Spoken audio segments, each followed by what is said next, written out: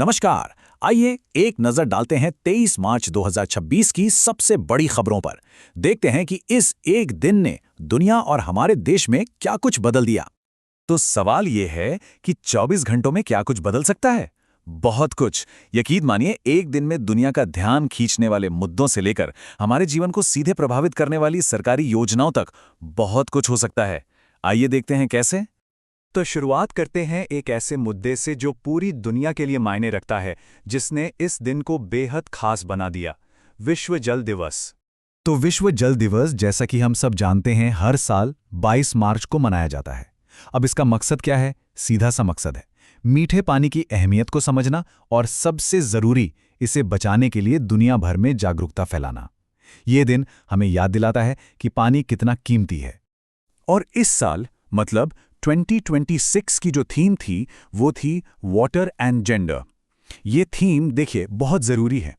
ये इस बात पर फोकस करती है कि पानी से जुड़े मुद्दे, जैसे मान लीजिए पानी इकट्ठा करना या उसका मैनेजमेंट, ये सब महिलाओं और पुरुषों पर कैसे अलग-अलग असर डालते हैं।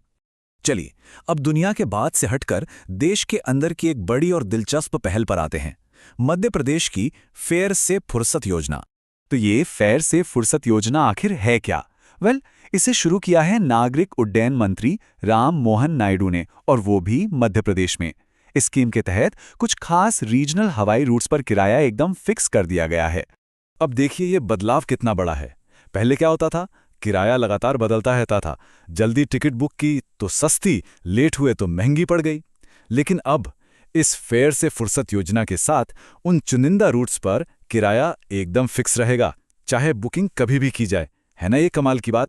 ठीक है, तो योजनाओं से आगे बढ़ते हैं और अब बात करते हैं उन चेहरों की जो अपनी शानदार उपलब्धियों और नई जिम्मेदारियों की वजह से सुर्खियों में रहे। और इस लिस्ट में सबसे पहला नाम है जावेद अशरफ का। इन्हें जो सम्मान मिला है वो कोई छोटा मोटा सम्मान नहीं है। जावेद अशरफ फ्रांस के सबसे बड़े नागरिक सम्मान लीजन ऑफ ऑनर के कमांडर रैंक से सम्मानित होने वाले पहले भारतीय राजदूत बन गए हैं। ये वाकई एक ऐतिहासिक पल है। और देखिए, सम्मानों का सिलसिला यहीं खत्म नहीं हुआ। काव्य मदानी को मिला स्टॉकहोम जल पुरस्कार 2026, नीता अंबानी को कीज ह्यूमैनिटेरियन अवार्ड 2025 से सम्मानित किया गया, और संगीत की दुनिया में जानी मानी कलाकार जयंती कुमारेश को प्रतिष्ठित संगीत कलानिधि पुरस्कार 2026 के लिए चुना गया। अब बात कर लेते हैं कुछ बड़ी नियुक्तियों की। डॉक्टर संजय तिवारी ये बने हैं राष्ट्रीय दंत चिकित्सा आयोग के पहले अध्यक्ष। वहीं फाइनेंस की दुनिया में के वेंकटरमण मूर्ति को सेबी का फुल टाइम सदस्य बनाया गया है। और हाँ, क्रिकेट फैंस के लिए भी खबर है, गैरी कर्स्टन अब श्रीलंका की मेंस क्रिकेट टीम के नए हेड कोच होंगे। चलिए अब देश के अलग अलग राज्यों से आई कुछ बड़ी और जरूरी खबरों पर एक नजर डालते हैं और शुरुआत करते हैं तेलंगाना से। तेलंगाना में क्या हुआ? वहां की सरकार ने अपने बजट में एक बहुत ही अच्छी घोषणा की है। अब से वहां के सरकारी स्कूलों में बच्चों को मुफ्त नाश्ता दिया जाएगा। ये बच्चों के पोषण के लिए एक बहुत बड़ा कदम है। अब तेलंगाना से चलते हैं पश्चिम बंगाल। यहां स्वास्थ्य सेवाओं को लेकर एक अनोखी पहल हुई है। योजना का नाम है द्वारे चिकित्सा, जिसका मतलब है दरवाजे पर इलाज। मतलब अब मेडिकल कैंप्स अलग अलग इलाकों में लगाए जाएंगे ताकि लोगों को उनके घर के पास ही डॉक्टरी सलाह और इलाज मिल सके। इसके बाद बारी आती है बिहार की, जिसके लिए ये दिन बेहद खास था। बिहार ने 22 मार्च को अपना 114वां स्थापना दिवस मनाया। और देखिए कितनी दिलचस्प बात है, ये दिन विश्व जल दिवस के साथ ही पड़ता है। और राज्यों की खबरों में आखिर में बात करते हैं छत्तीसगढ़ की। छत्तीसगढ़ ने परीक्षाओं में होने वाली धांधली को रोकने के लिए एक बहुत कड़ा और जरूरी कदम उठाया है।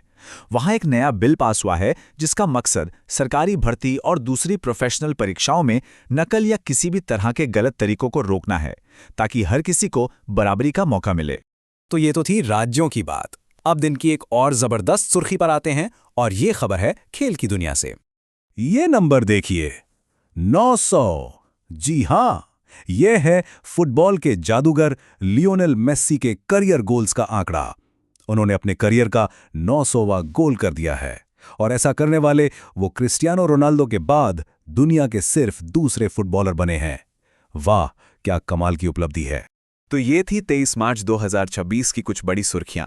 जाते जाते बस एक सवाल मन में आता है, आज की ये जो खबरें हैं, चाहे वो पानी बचाने की बात हो, आम आदमी के लिए लाई गई योजनाएं हों या फिर खेल के मैदान में बना कोई नया रिकॉर्ड, ये सब हमारे आने वाले कल को कैसे आकार देंगी, इस पर सोचेगा जरूर।